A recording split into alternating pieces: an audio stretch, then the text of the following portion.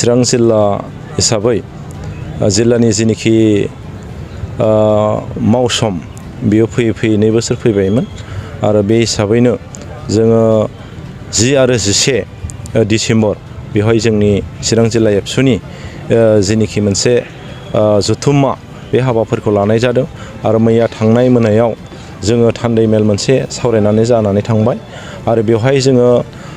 बर' हारिनि गासै जेंना समाजनि जेंना सोलोंथाइनि जेंना रांखान्थिनि जेंना गासैखौबो बिथिंखौ नोजोर होनानै जोङो सावरायनाय जादों आरो मेनलि जोङो दानि जिनिखि लाइमोनफोरनि जिनिखि ड्राग्स जानाया जिनिखि बारानिफ्राय बारा जाबोबाय बे फारसे जोङो खामानि मावनो थाखाय जोङो मोनसे थांखियाव फैदों आरो मोनसेया जोंनि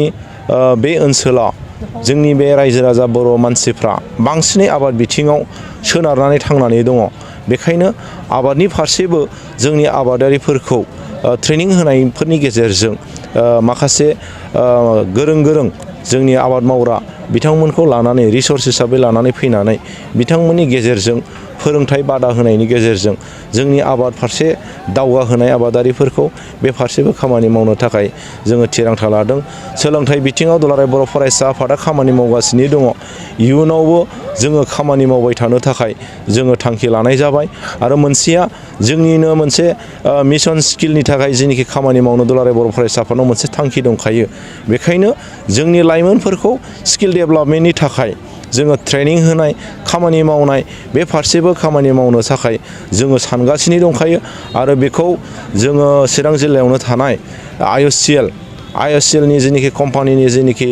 अफिसारफोर मेनेजारफोर बिथांमोनजों जोङो सावरायनायबो जाबाय आरो बिथांमोना जोंखौ बुंदों नोंथांमोनहा चिरां जिल्लानि सिङावनो थानाय बिजनियाव थानाय पलिटेकनिकजों नोंथांमोना रायलायहै बिथांमोनजों रायलायहैनानै जोंजों मोनसे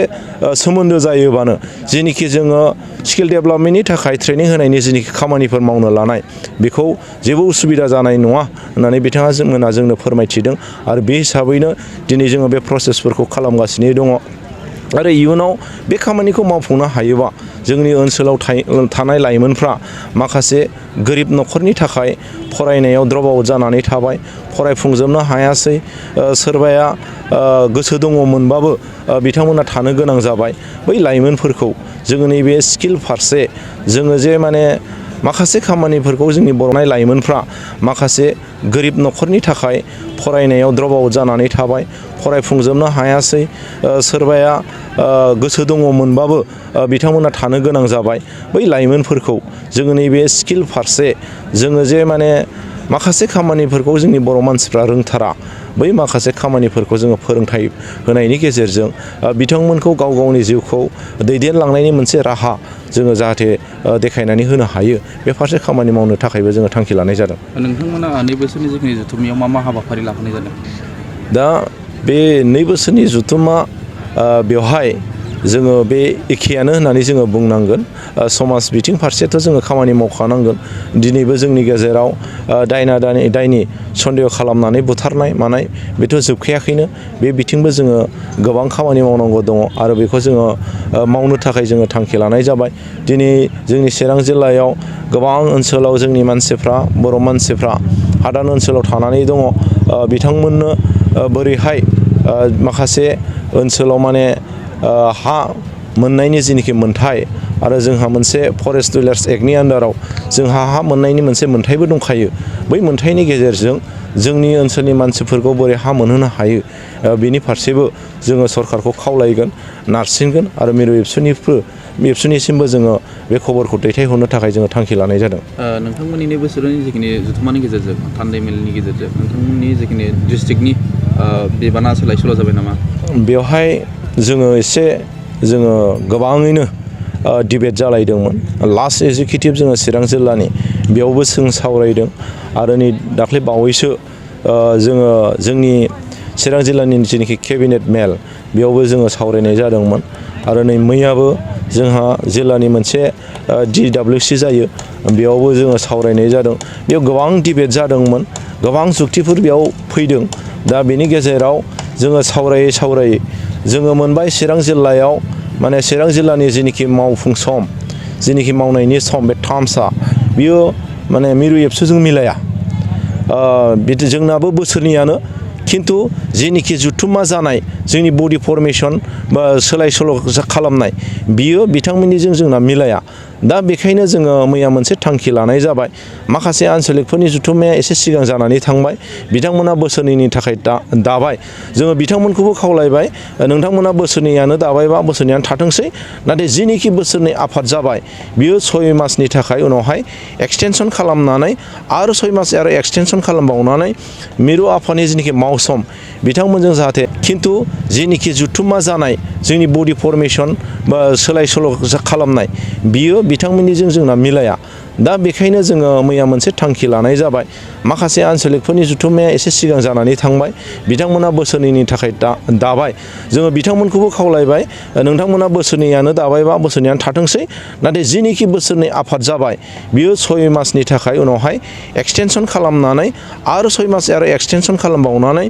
मिरु आफादनि जिनिखि मावसम बिथांमोनजों जाहाथे मिलायहैनाय बेखौ खालामथों। आरो जोङो चिरां जिल्ला हिसाबै मैया जोङो मोनसे डिसिसनाव फैबाय,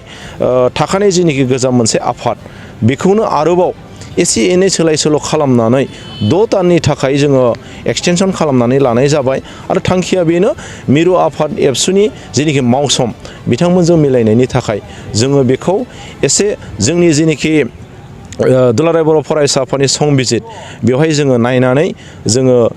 संबिजितनि जेनिखि नेमखान्थि बेखौनो मानिनानै सोलिनानै जोङो 6 मासनि थाखाय जोङो एक्सटेनसन खालामनाय जाबाय। आरो 6 मासनि उनाव एसे एनै रिसाफल जायोबा जाबाय, आरो बेनि उनाव आरो 6 मास बारायबावनानै जोङो बेखौ मिरु एबसुनि जेनिखि मावसम बेजों मिलायनायनि जेनिखि थांखि बेखौ जोङो लानाय जाबाय। दिनैनि हाबाफारियाव गाहाय आलासि आरो जर'खा आलासियाव सोर फैगोन? गाहाय आलासि हिसाबै दुलाराय बर' फरायसा आफादनिनो आफादगिरि बिथां दिपेन बर' बिथाङा नुजाफैनो थाखाय जोंनो खोथा होखाबाय आरो दायो नुजाफैगोन। आरो बेजों लोगोसे जर'खा आलासि हिसाबै बिटिआरनि CM प्रमद बर' सार बिथाङाबो नुजाफैगोन। बिथांजों लोगोसे BTCनिनो EM रन्जित कुमार बसुमतारी बिथाङाबो नुजाफैगोन। बेजों लोगोसे चिरां जिल्लानि सिङाव थानाय जोंनि बर' साहित्य सभा, ट्राइबेल संघ, आबु गासैबो दैदेनगिरि बिथांमोनखौ जोङो हांख्रायदों, बिथांमोनाबो नुजाफैगोन। जोङो बेखिनिखौनो दिनैनि हाबाफारि हिसाबै जोङो लानाय जादों। नोंथांमोननि थाखाय बेखेवबाय गियाथि गाउन बांसबारि रेन्ज मानास नेशनेल पार्कआव समायना दावराइ जंगल रिजर्ट। बे रिजर्टआव नोंथांमोना zip ride, elephant ride, tea tower, river rafting, village visits, फ्रिबेलि इथनिक फुड, माल्टि कुजिन बायदि बायदि सुबिदा थागोन। बुकिं खालामनो आरो गोबां मिथिनो थाखाय फन खालामनो हागोन 6900226214 9954961665 8638360282 98591619112 दावराइ जंगल रिजर्ट मानास नेशनेल पार्क गियाथि गाउन।